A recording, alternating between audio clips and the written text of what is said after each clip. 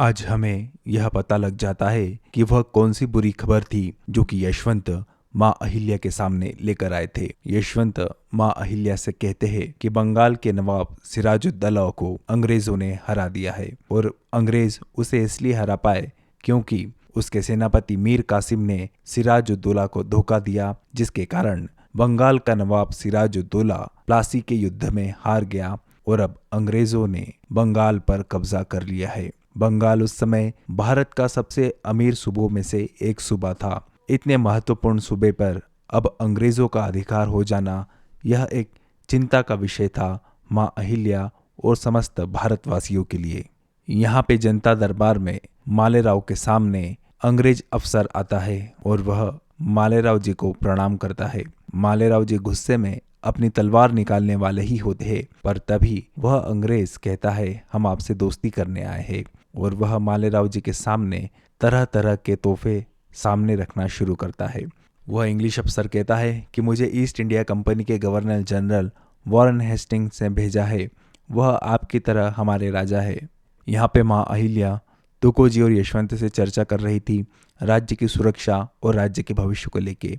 माँ अहिल्या कहती है कि सौभाग्य सिंह चंद्रावत से हुए युद्धों में हमें यह सबक मिला है कि किस तरह से हमें युद्ध लड़ना चाहिए और इस युद्ध में हमारी क्या क्या कमियां थी। माँ अहिल्या कहती है सबसे बड़ी कमी हमारे पास ये थी कि हमारे पास सैनिकों की संख्या कम थी और हमारे पास आधुनिक हथियार भी नहीं थे। हमें बहुत जल्द ही आधुनिक हथियारों का इंतजाम करना होगा और हमारे जितने भी सहयोगी राजा है उन सब से हमें बात करनी होगी। तब यशवंत कहते हैं कि आपके आदेश अनुसार हमने सारे सहयोगी राजाओं को बुला लिया है। तब तो कोजी बाबूजी कहते हैं कि इन लोगों को क्यों बुलाया, यह लोग तो हमारी मदद करने सौभाग्य सिंह चंद्रावत के खिलाफ आए भी नहीं थे, ऐसे लोगों से बात करने का क्या मतलब।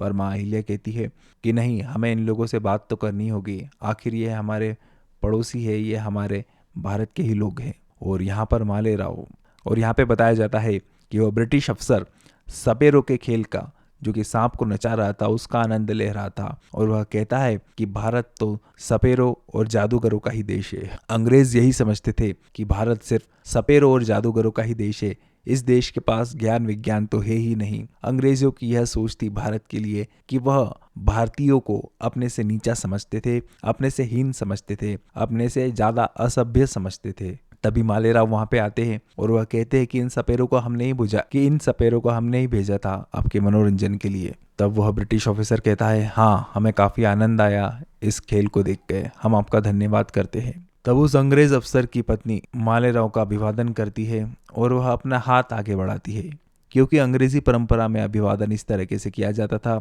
कि जो भी महिला होती थी उसके हाथ को चूमा जाता था।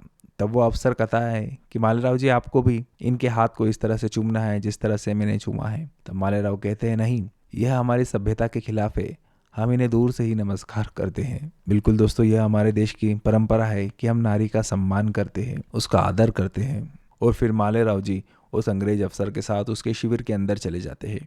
अफसर कहता है गुणों जी से कि आप भी चलिए, पर मालेराव कहते हैं यह तो हमारा नौकर है, इसको अंदर लाने की क्या जरूरत है, इसको इतना सम्मान देने की क्या जरूरत है। मालेराव लगातार गुणों जी का अपमान कर रहे थे, जिसको वह डिजर्व भी करता था। यहाँ पे गुणों जी गुस्से में अपने मुट्ठियां बींचने लगता है और दरबार सजाया जाता है और दरबार में सारे मालवा के सहयोगी राजाओं को बुलाया जाता है, आसपास के पड़ोसी राजाओं को बुलाया जाता है। तो दरबार में सबसे पहले माँ अहिल्या एक मॉडल प्रस्तुत करती है मालवा का, जिसमें मिट्टी में अलग अलग राज्यों के झंडे गड़े हुए थे। तब माँ अहिल्या कहती है यह मालवा की मिट्टी है जिसने आप सभी को एक साथ थाम के रखा है, और यदि मैं इस मिट्टी में हाथ फेर दूं तो आप सभी के झंडे इस जमीन से उखड़ जाएंगे। मतलब माँ अहिल्या समझाना चाह रही थी कि हम ताकतवर है, हमारा संरक्षण आपके ऊपर है, तभी तक आप इस मालवा की मिट्टी में पैर जमाए खड़े हो। यदि हमारा हाथ आपके सिर से उठ जाएगा तब आपका क्या होगा आप अंदाजा लगा सकते हो। तब वो सभी राजा कहते हैं कि हाँ, हमारी निष्ठा तो आपके प्रति है, मालवा के प्रति हमारी निष्ठा है। तब माँ अहिल्या उन सभी राजाओं से गुस्से में कहती है आपकी यह किस तरह की निष्ठा है कि जब हमने आपसे सहयोग मांगा, हमने खुद अपने हाथों से पत्र लिख के जब आपको भिजवाए थे, तब आप लोगों ने हमारा सहयोग भी नहीं किया और यहाँ तक कि आपने तो उन पत्रों का जवाब भी नहीं दिया। तब सभी सहयोगी राजा आपस में आश्चर्य से एक दूसरे को देखते और वह यह कहते हैं कि हमें तो कोई पत्र मिला ही नहीं, अगर हमें कोई ऐसा पत्र मिलता तो हम जरूर उसका सकारात्मक जवाब देते आपको। तब माँ अहिल्या कहती है, यह कैसे हो सकता है, मैंने तो वो पत्र स्वयं अपने हाथों से लिखकर एक काशिद के माध्यम से आपके द्वारा भिजवाए थे। तब माँ अहिल्या को समझ में आ जाता है कि गड़बड़ी वाड़े में ही हुई है। वाड़े में ही कोई घर का भेदी बैठा हुआ है, कोई घर का दुश्मन, राज्य का दुश्मन बैठा हुआ है, जिसने ऐसी हरकत की जिसके कारण यह संदेश सहयोगी राजाओं तक पहुंच ही नहीं पाए। तब वह सहयोगी राजा बताते हैं कि आई साहब, मुसीबत तो काफ़ी बढ़ चुकी है, क्योंकि मालवा की सीमा पर अब अंग्रेजों को भी देखा गया है और उनके साथ साथ उनकी सेनाएं भी है। अब दोस्तों यहाँ पे वो अंग्रेज अफसर ब्रिटेन और यूरोप से आई नई टेक्नोलॉजी मालेराव जी को दिखाते हैं। यहाँ पर वह एक भाप का इंजन बताते हैं जो कि अपने आप चल रहा था। उसका यह छोटा सा ही मॉडल था। इसको देख के युवा मालेराव बड़े आकर्षित हो जाते हैं और वह बड़ी कौतूहल से उस इंजन को देखते हैं और वह पूछते हैं कि यह क्या है। तब वह ऑफिसर बताता है कि यह भाप की शक्ति से चलने वाला इंजन है। इसकी खोज यूरोप में हुई है और हम इसे हर देशों में जो भी हमारे मित्र हैं उनको देते हैं।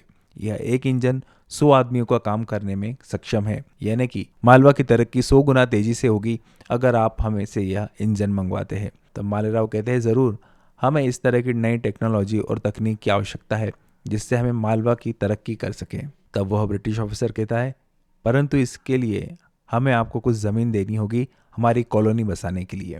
दोस्तों यही तो ब्रिटिशर्स की साजिश थी कि पहले तो बस वो ज़मीन का थोड़ा सा हिस्सा लेते हैं अपनी कॉलोनी बनाने के लिए और देखते ही देखते वह पूरे देशों को अपनी कॉलोनी बना लिया करते थे। इसी को ही हम कॉलोनियलिज्म या फिर औपनिवेशिकवाद कहते हैं। अब हम देखेंगे अब मालेराव जो कि अंग्रेज़ों से काफ़ी ज़्यादा प्रभावित दिख रहे थे, माँ अहिल्या कैसे उन्हें समझाएगी कि अंग्रेज़ों से किस प्रकार बच के रहना है, जानेंगे अगले एपिसोड में।